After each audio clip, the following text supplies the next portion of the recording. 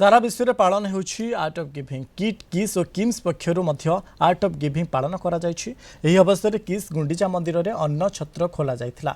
सेठारे kit और किस रो प्रतिष्ठाता doctor Achyut सामंत उपस्थित रही अनेक लोकों को अन्नदान करथिले। किट पक्षरु किट कुलपति अध्यक्षतार गाड़कण ठारे छोट पिला एकाठी करी एही उत्सव को पालन करा जायथिला। किम्स पक्षरु ईशानेश्वर बस्ती रे छोट पिला खाता कलम और सुखिला खाद्य बंटन करा जायथिला। आर्ट ऑफ गिविंग देवार कला एते खुशी लगुच।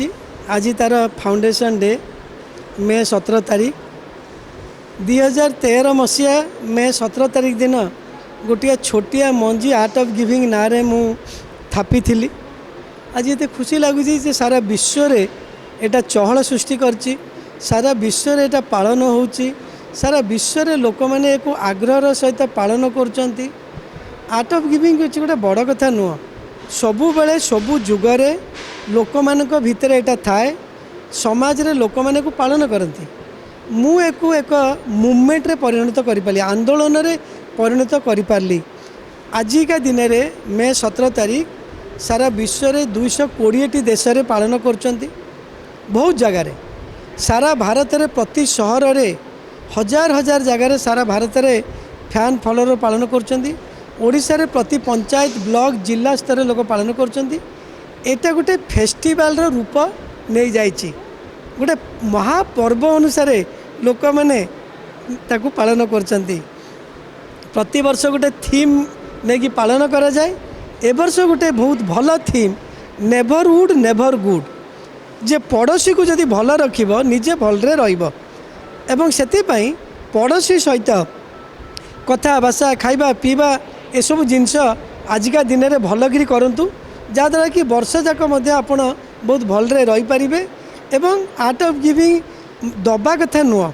एटा गोटे शांति मैत्री बंधुता ये सबूर मेसेज सारा पृथ्वी को व्यापी जाउची एवं समस्त एक आग्रह सहित पालन करछंती।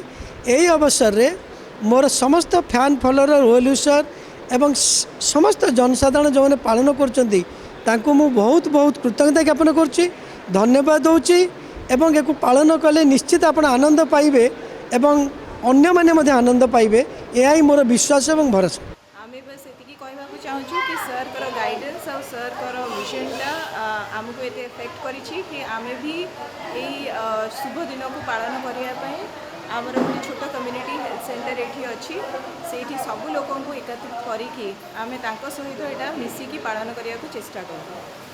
से आमे सर को थैंक यू कहूँ आमर कम्युनिटी लोक मान भी थैंक यू कहूँ जी एते गरम रे भी आसिकी आम सहित सहयोग कले माने विजन जो यार इंटेंशन को बुझीपारे आमे बहुत छोट छोट जिनस दीचु कि एते बड़ कनेक्शन हो गलानी कि से समस्ते बहुत खुशी होगी गले।